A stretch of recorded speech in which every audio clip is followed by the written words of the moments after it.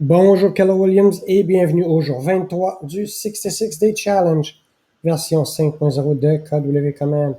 Alors aujourd'hui, nous allons poursuivre notre périple dans Referrals et plus spécifiquement, nous allons vous montrer comment connecter ou comment chercher et trouver des courtiers en utilisant l'option Map et par production. Donc, c'est très simple. Je veux trouver un courtier à Ottawa, Vancouver ou à Saint-Jean-Terre-Neuve ou à Fort Lauderdale ou n'importe où en Amérique du Nord. Et je veux trouver un courtier basé sur la production. Donc, je vais taper ici le nom d'une ville, disons Ottawa. Tout le monde connaît Ottawa. Alors, Ottawa, Ontario. Voilà. Alors, tous les ronds que l'on voit ici, le nombre à l'intérieur de chaque cercle représente le nombre de transactions exécutées ou notariées par un courtier Keller Williams au cours des 12 derniers mois. Ici, nous avons des transactions qui sont localisées à l'adresse spécifique de la dite transaction. Donc, naturellement, plus que je vais me rapprocher, plus que je vais me focuser sur un quartier spécifique, plus j'aurai de petits points et moins j'aurai de cercles. Donc, on va commencer à avoir des petits points un peu partout. Et si je continue à zoomer in, je vais arriver à un moment donné où je vais avoir plus de petits points que de cercles.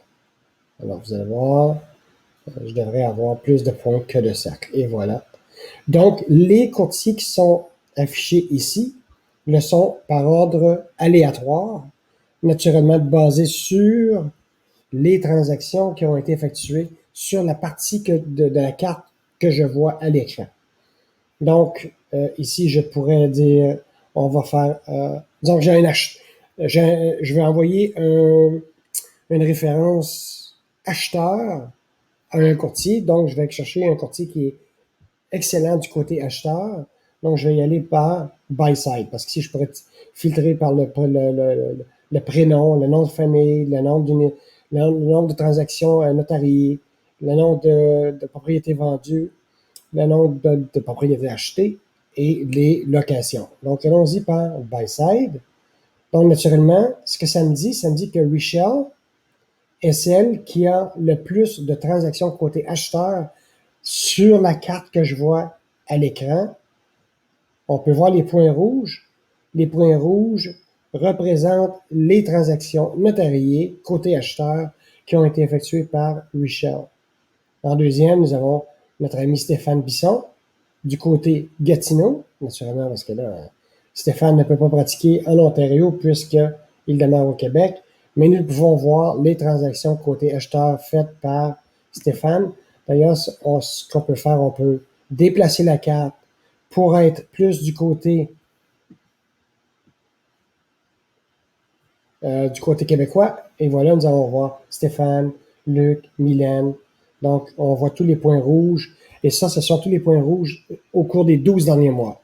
Donc, le mois prochain, les informations sur la carte vont changer.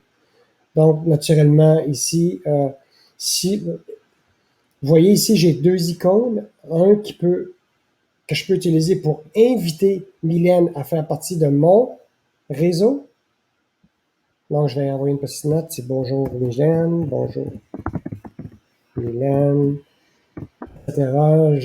J'aimerais que tu fasses partie de mon réseau de référencement. Vous mettez votre message.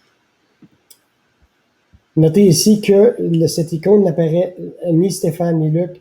C'est parce que ces deux-là font déjà partie de mon réseau de référencement. L'autre icône qu'on a ici, c'est pour envoyer une référence à ce courtier. Donc, le courtier est déjà sélectionné. Encore une fois, côté acheteur, côté vendeur, propriétaire ou locataire, mon taux de référencement, le délai d'acceptation. Bon, on a vu ça hier. Voyez cependant ici la partie en jaune. Encore une fois, je dois spécifier un contact de ma base de données ou créer un contact. Et la raison pourquoi cette partie est en jaune, c'est tout simplement parce que ce courtier ne fait pas partie de mon réseau de référencement, autrement dit, mon réseau de confiance. Donc, cette information sera divulguée au courtier seulement lorsque ce dernier aura accepté la référence. Ce que ça fera, ça va à ce moment-là créer un contact dans son command ainsi qu'une opportunité. Nous allons voir ça tout ça plus tard, mais sachez que la partie en jaune ne sera pas divulguée tant aussi longtemps que ce courtier n'aura pas accepté la référence. Vous envoyez la référence et vous attendez l'acceptation. De plus, nous avons ici, naturellement, je pourrais chercher un courtier, soit par son nom, prénom, nom de famille, etc. Ou je peux utiliser les filtres ici pour chercher une spécialisation, donc demander à commande de m'afficher seulement les courtiers qui sont luxury, je n'en ai pas, ou commercial, commercial, land, etc.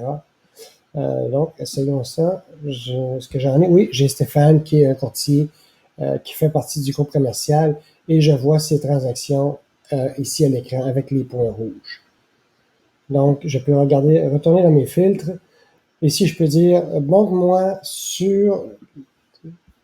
Je vais retourner pour avoir un peu plus de choix.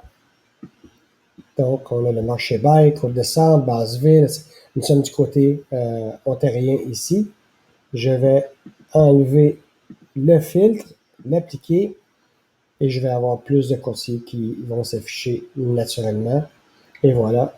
Donc, à ce moment-là, je peux utiliser les filtres de nouveau et dire, bon, je recherche quelqu'un du côté acheteur, et je vais avoir quelqu'un qui a plus de, disons, c'est pas moi, 7 transactions fermées au cours des 2 derniers mois avec 7 acheteurs. Donc, j'ai Richelle et Dan.